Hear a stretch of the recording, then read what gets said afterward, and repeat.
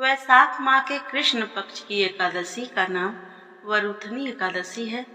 यह सौभाग्य प्रदान करने वाली है। इसका उपवास करने से प्राणी के समस्त पाप नष्ट हो जाते हैं। वरुथनी एकादशी के प्रभाव से ही राजा मानधाता को स्वर्ग की प्राप्ति हुई थी। यह व्रत पितरों को मोक्ष दिलाता है। इस वर्ष वैशाख माह की वरुथनी एकादशी 4 मई 2024 को है। वरुथनी एकादशी का व्रत कथा के बिना अधूरा माना जाता है। साथियों, आइए जानते हैं वरुथनी एकादशी की कथा और व्रत की महिमा। पौराणिक कथा के अनुसार नर्मदा नदी के तट पर राजा मानधाता का राज्य था। राजा मानधाता दानी और तपस्वी थे। एक बार जब वह जंगल में तपस्या कर रहे थे तो एक भालू आ गया और उनका पैर चबाने लगा। फिर वह राजा को घसीटकर जंगल के अंदर ले गया, जिसके कारण राजा की तपस्या भंग हो गई और वह घायल हो गए। पीड़ा में राजा ने हरि विष्णु का ध्यान किया और अपने प्राणों की रक्षा के लिए प्रार्थना करने लगे। भगवान विष्णु ने राजा की पुकार सुन ली और उन्होंने चक्र से भालू को मार दिया। भालू के वार से घायल राजा को कई कष्टों का सामना करना पड़ा। उन्होंने भगवान विष्णु से शारीरिक और मानसिक पीड़ा को दूर करने का उपाय पूछा। तब भगवान विष्णु ने कहा कि हे राजन, तुम अपने पुराने कर्मों का फल भोग रहे हो।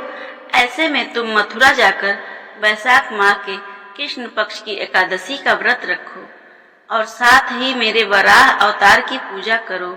इस एकादशी के प्रताप से तुम्हें सभी कष्टों से मुक्ति मिलेगी। राजा ने भगवान की आज्ञा मानकर वरुथनी एकादशी का व्रत किया और उसके प्रभाव से वह शीघ्र ही सुंदर और संपूर्ण अंगों वाला हो गया। मृत्यु के बाद उसे मोक्ष मिला।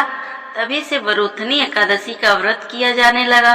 इस व्रत से प्राणी इहलोक और परलोक दोनों में सुख पाते हैं और अंत में स्वर्ग के भागी बनते हैं। वरुथनी एकादशी 10,000 साल तपस्या करने का फल प्रदान करता है।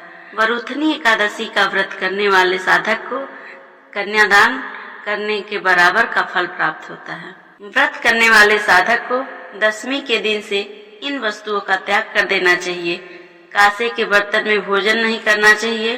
मांस, मसूर की दाल, चना, कोदो, साग, मधु, दूसरे का अन्न, दूसरी बार भोजन करना, इन सब का त्याग करना चाहिए।